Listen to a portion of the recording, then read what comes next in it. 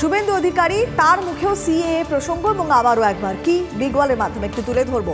শুভেন্দু অধিকারী আবারও একবার সিএএ নিয়ে মুখ খুলেছেন এবং চড়া সুর তার গলাতে সিএএ নিয়ে। শুভেন্দু অধিকারী সিএএ নিয়ে বলছেন যে চলতি মাসেই চালু হয়ে যাবে সিএএ পোর্টাল, এমনটাই বক্তব্য শুভেন্দু অধিকারী। সরাসরি অ্যাপের মাধ্যমে নথিভুক্তকরণ করা যাবে, এনরোলমেন্ট করতে পারবেন আপনি। কেন্দ্রের এই পদক্ষেপে ভোট হারানোর ভয়ে আতঙ্কিত মমতা, কটাক্ষ করেছেন এভাবেই বিরোধী দলনেতা। যে খবর আছে যে সিএএ পোর্টাল চালু হতে চলেছে, আইন তো আগেই হয়েছে, রুল ফ্রেম হয়ে গেছে, ফেব্রুয়ারি মাসেই এক্সিকিউশনের দিকে যাচ্ছে ভারত সরকারের গৃহ মন্ত্রণালয়। এবং এক্ষেত্রে আগের আইনে রুলে কালেক্টরেটদের হাতে ছিল, এবার কেড়ে নিতে চলেছে ভারত সরকার। সরাসরি আপনি অ্যাপের মধ্য দিয়ে আপনার এনরোলমেন্ট করতে পারবেন। তাই মমতা ব্যানার্জি আতঙ্কিত যে আমার সিটগুলো সব গেল, আমার এখানে 35 হওয়া মানে পরের দিন মমতা ধপ, তারপরের দিন বিজেপির সরকার।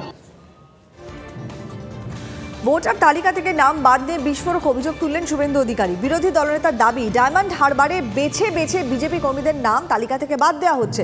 শুক্রবার এই বিষয়ে নালিশ জানান শুভেন্দু এবং তার সঙ্গে ছিলেন ডায়মন্ড হারবারে বেশ কয়েকজন ভোটার। শুভেন্দুর দাবি, তাদের সকলের নাম ভোটার লিস্ট থেকে বাদ পড়েছে। রাজ্য সরকার কমিশনের গাইডলাইন মানছে না, নিজের স্বার্থে পুলিশ প্রশাসনকে ব্যবহার করছে, তোপ দাগেন শুভেন্দু। বিরোধী দলনেতার এই অভিযোগ নিয়ে শুরু হয়ে গিয়েছে রাজনৈতিক তরজা। পাল্টা জবাব দিয়েছে অবশ্য শাসক দলও।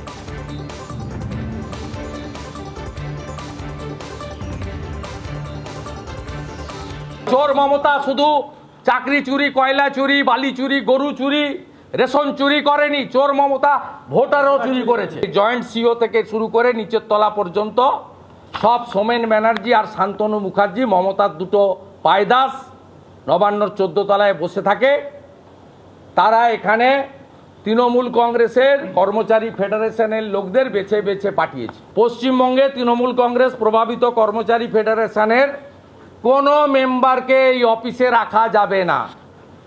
যদি আগে না সরান, ভোট ঘোষণার পরে কি কোন পদ্ধতিতে সরাতে হয় ভারতীয় জনতা পার্টি সেটা জানে এবং আমরা এক্সট্রিম লিমিট অবধি যাব। বেছে বেছে বিজেপি কর্মী সমর্থকদের নাম ভোটার তালিকা থেকে বাদ দেওয়া হচ্ছে, এই অভিযোগে সরব বিরোধী দলনেতা শুভেন্দু অধিকারী। শুক্রবার সেই অভিযোগ জানাতে ডায়মন্ড হারবার লোকসভা কেন্দ্রের ভোটারদের নিয়ে মুখ্য নির্বাচনী আধিকারিকের কার্যালয়ে সিইওর সঙ্গে দেখা করেন বিরোধী দলনেতা শুভেন্দু অধিকারী।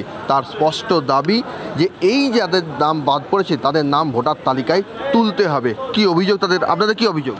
আমরা জীবিত আছি, আমাদেরকে মৃত ঘোষণা করতে চাইছে রাজ্য সরকার, এবং যারা বিবাহিত হয়ে ট্রান্সফার হয়ে গিয়েছেন তাদের নাম পর্যন্ত কাটেনি এই রাজ্য সরকার, এবং তাদেরগুলো রেখে দিয়েছে যাতে ওরা ছাপা করতে পারে, লুট করতে পারে। আমরা বিজেপি কর্মী, ভারতীয় জনতা পার্টির কর্মী, আমাদেরকে এই কারণে বাদ দিচ্ছে যে আমরা যাতে না বুথে যেতে পারি। এখানে মৃত ব্যক্তির নাম আছে, এই আমার কাকিমা, এরম ভিতরে অনেক মৃত ব্যক্তির নাম গ্রামে দেখলে পাওয়া যাবে।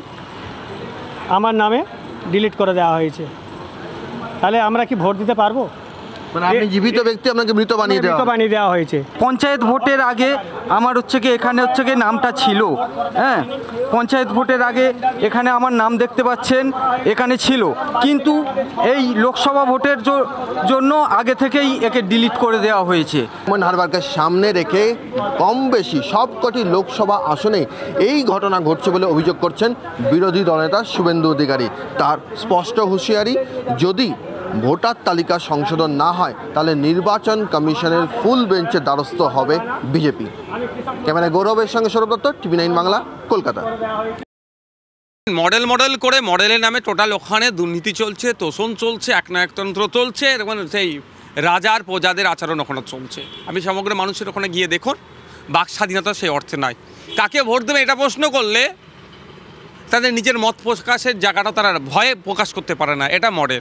যারা নমিনেশন আটকানোর জন্য মানুষকে মেরে দিতে পারে, তারা এই ধরনের সহজেই নাম উড়িয়ে দিতে পারবে না, এটাকে আমি অস্বীকার করবো না, পারতেও পারে। শুভেন্দুবাবুর দল বিজেপি সেন্ট্রাল গভর্নমেন্টে আছে, নির্বাচন কমিশন সেন্ট্রাল গভর্নমেন্টের, স্টেট গভর্নমেন্ট তৃণমূলের।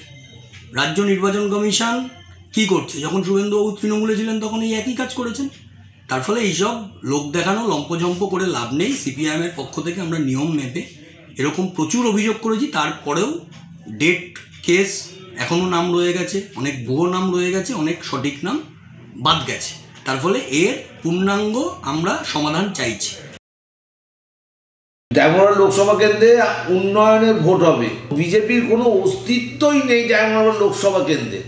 বিজেপির লোক খুঁজে পাওয়া যাচ্ছে না, বিজেপির দেখে দেখে নাম কাটবে ভোটার তালিকায়। তৃণমূল কংগ্রেস কি ওই শুভেন্দু অধিকারীর মতো পাগলা কুত্তায় কামড়েছে নাকি? এই পাগল ছাগলদের কথায় উত্তর দিয়ে লাভ নেই, পুরো পাগল।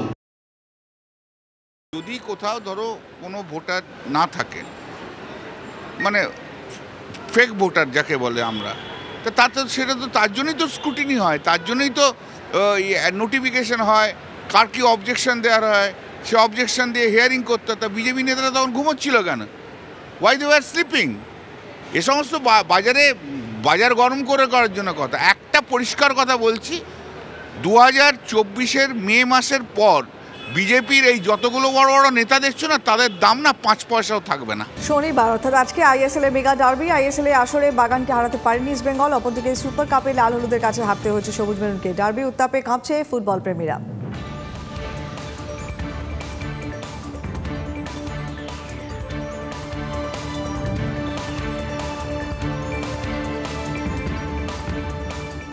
ফিরে এলো ভারতের সবথেকে বড় এক্সিবিশন এবং কার্নিভাল। মিলন মেলা প্রাঙ্গণে আগামী 9 থেকে 11 ফেব্রুয়ারি থাকছে দেশ বিদেশের stall. Automobile, electronics, furniture, home appliances, fashion, beauty product, home decor সহ আরও অনেক কিছু থাকছে লাইভ মিউজিক এবং ফুড স্টলও। প্রবেশ অবাধ, থাকছে পার্কিংয়ের সুবিধা।